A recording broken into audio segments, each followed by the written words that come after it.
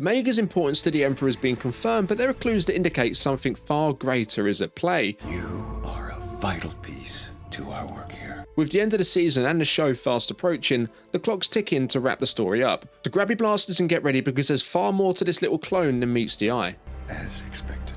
What does it mean? She's not just the beacon lighting Palpatine's path to eternal dominance, she's also the shadow that could extinguish it. After all, Project Necromancer fails to conjure up a single suitable vessel for Palpatine's essence for another 2 decades. Whatever is needed to accomplish this goal, you will have it. As always, I'd appreciate if you left a like on the video if you enjoy it, and of course subscribe to the channel if you want to catch more. Now with that out of the way, let's get into it. We tried various methods, mixing samples from our other test subjects, yet nothing worked. Until we combined your sample with one of our M-count specimens. Omega's been stirring up the galaxy's biggest pot of mystery stew.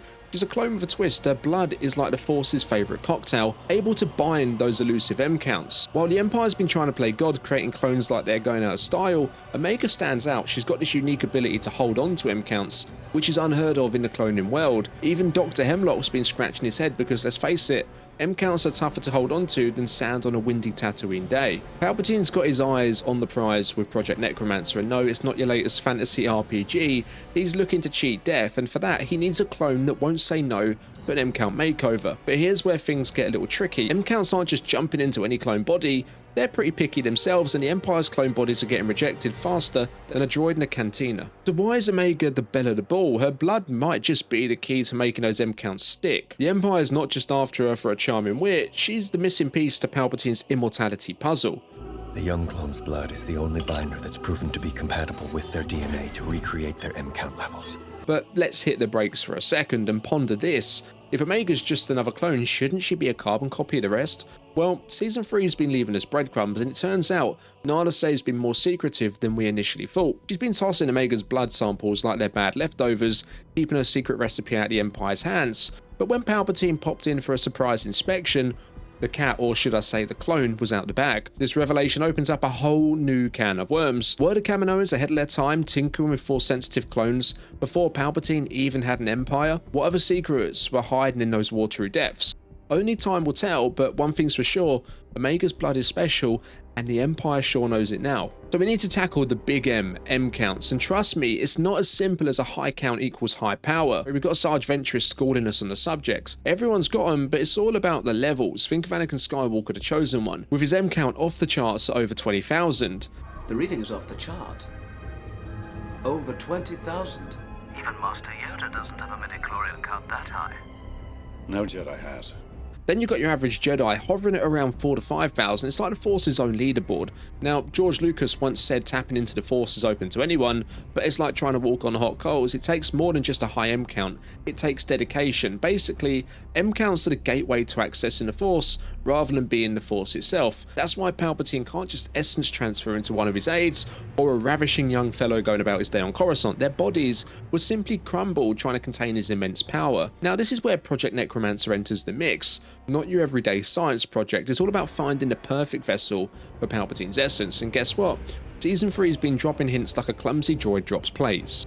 Episode 12, Juggernaut, hits us with a revelation. Omega's blood is the key. It's the Force's superglue for M-counts. The Empire's been mixing and matching, trying to replicate the special sauce, but it's been a bust, until Omega's blood entered the chat.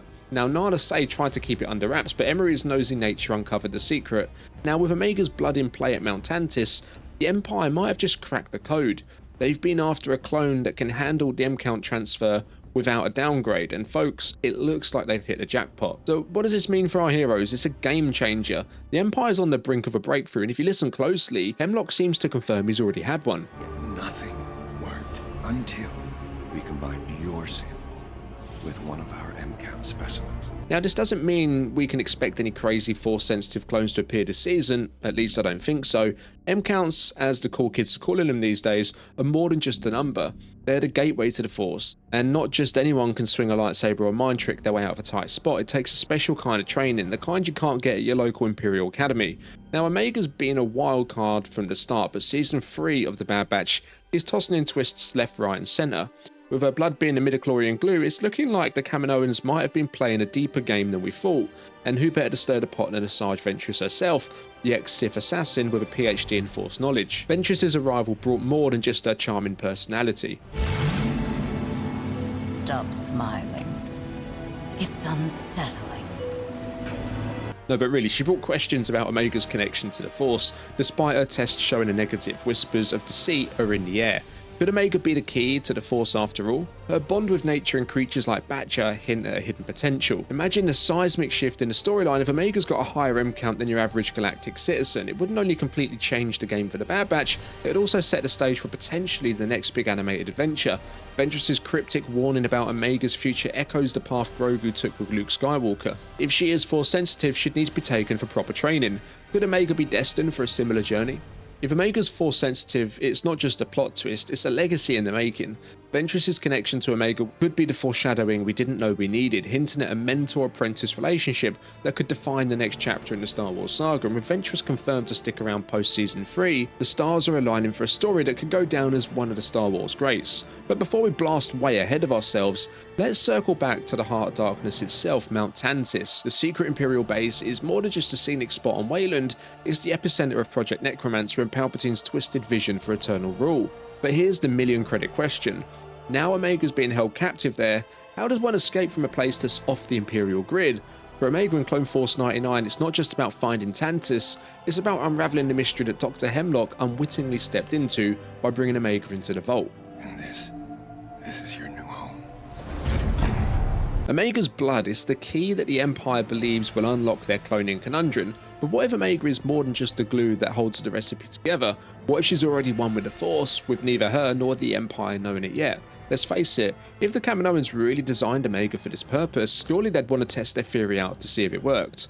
Picture this, Omega surrounded by Force-sensitive kids in the vault, could either awaken to her own potential being around others with Force abilities, or inspire a breakout with a little help from her Jedi-taught meditation skills that she picked up from Gungi.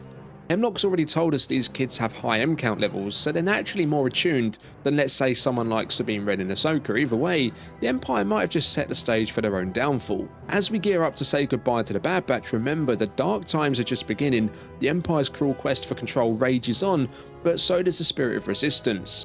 Omega's fate, whether as a Force sensitive or the glue that binds the Force, could change everything. So what's your take? Does Omega hold that Force potential herself? Or is she simply the catalyst in Palpatine's grand scheme? Let us know your thoughts in the comments below. If you liked the video, smash the like button, hit subscribe. I'll catch you in the next one. May the Force be with you always.